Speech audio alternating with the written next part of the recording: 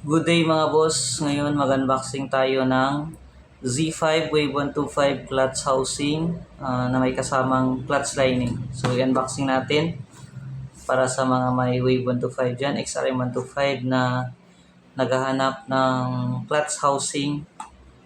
Mayroon po available sa Z5 Racing. So unboxing natin mga boss. Yan. So ito po yung clutch housing.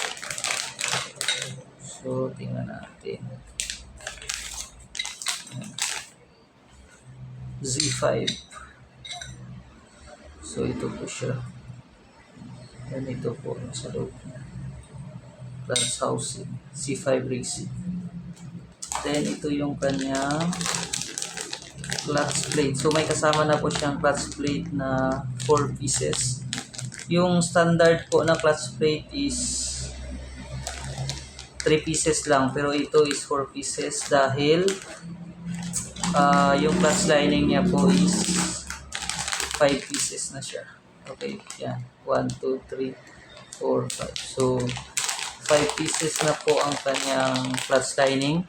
Kaya yung clutch plate niya is 4 pieces. So, itong itong 4 pieces na clutch plate at 5 pieces na clutch lining, para lang po siya dito sa ganito na clutch housing. Kasi yung standard na clutch housing is 4 pieces lang clutch lining at saka 3 pieces lang clutch plate.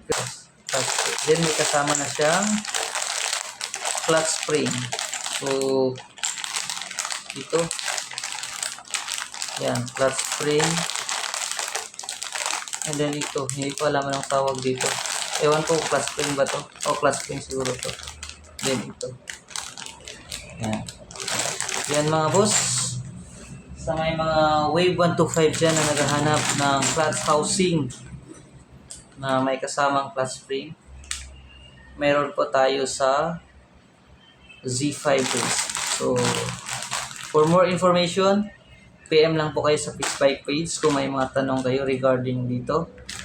And then, please subscribe para updated po kayo palagi sa bago nating mga video. God bless po.